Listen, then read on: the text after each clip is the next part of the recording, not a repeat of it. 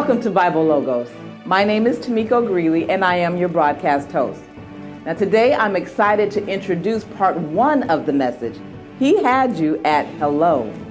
Please like and share this message on social media with your friends and family.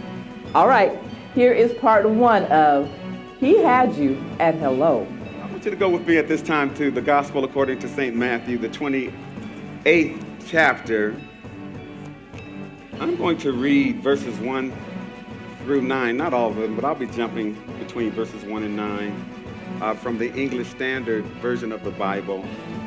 And it reads as follows. Now, after the Sabbath, toward the dawn of the first day of the week, Mary Magdalene and the other Mary went to see the tomb.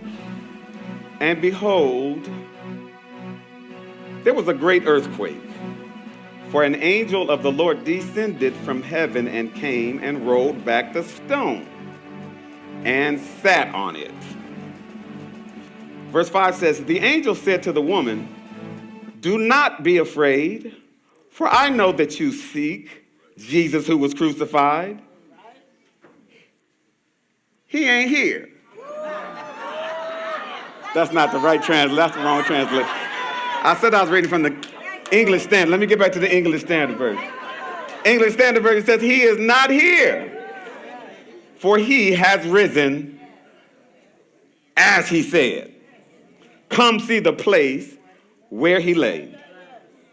Verse 7 says, then go quickly and tell his disciples that he has risen from the dead.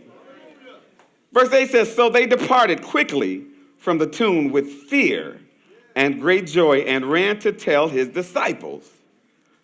And behold, Jesus met them and said, greetings. Jesus met them. Said greetings. Some of your translations might say, he said, hail.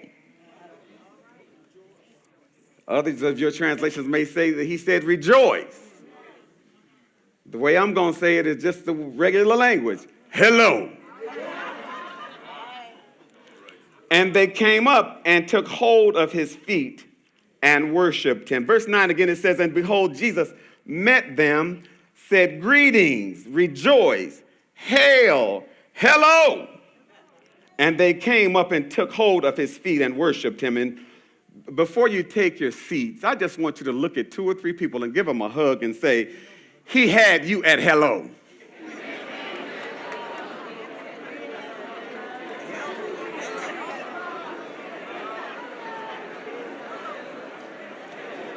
He had you at hello.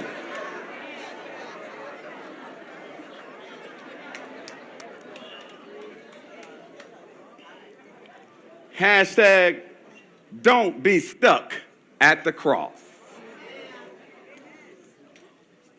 He had you at hello. Don't be stuck at the cross. If you were one of the disciples during this time, or one of the women who closely followed him, this was an emotional week, to say the least. This was a confusing time, to say the least.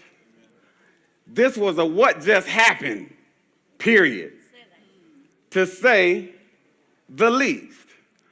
Particularly if you were one of the disciples. And you know how Hollywood, when you're watching a Hollywood film, sometimes they'll start you off at the end, and they'll put a little caption on the screen that says 6 months earlier or 1 year earlier. If this was a Hollywood film, the caption on the screen would say 3.5 years earlier. We were minding our own business, fishing. Here he comes, preaching and running out of space. Asks us to borrow our boat. Gets into the boat, preaches his message, then tells us who have been fishing all night long to cast your net out on the other side of the boat. Now, we've been fishing all night long. Didn't really want to do it, but since he spoke the word, I'll go ahead and obey him anyway. And as a result of that obedience, the Bible says they took up more fish than they could even put in their boats and had to call their friends and their other people to come and help them to take away the haul.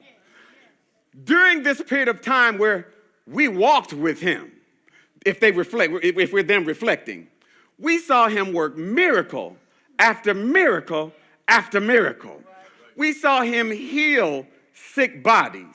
We saw him open up blinded eyes. We saw him bring hearing back to the deaf ears. We saw him bring speaking back to the person who was mute and could not speak. We saw him raise folk from the dead. We saw him work miracle after miracle after miracle. One time he took 2 fish and 5 loaves of bread and fed 5,000 men beside women and children. And we were eyewitnesses to these things. We saw his miracles. We saw one time where there was people who opened up a roof of a house that he was preaching in, and they let down a paralyzed man. And because they let him down, he said, "Your faith has made this man whole." We saw miracle after miracle. We saw wonders. We saw him cast demons out of folk. We saw him send thousands and legions of demons into a herd of swine that took off running down into a river. Miracle after miracle after miracle. And so when the question was asked, "Who do men say that I, the Son of Man, am?" Our answer was, well, some say that you're Elias, some say that you're one of the prophets.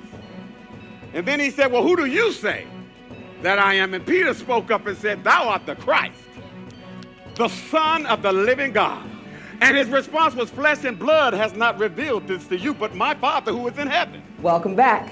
We are just getting started, but I'm already excited about this word. Tune in tomorrow for part 2 of the message. He had you at hello. And don't forget to like it and share it with your friends and family.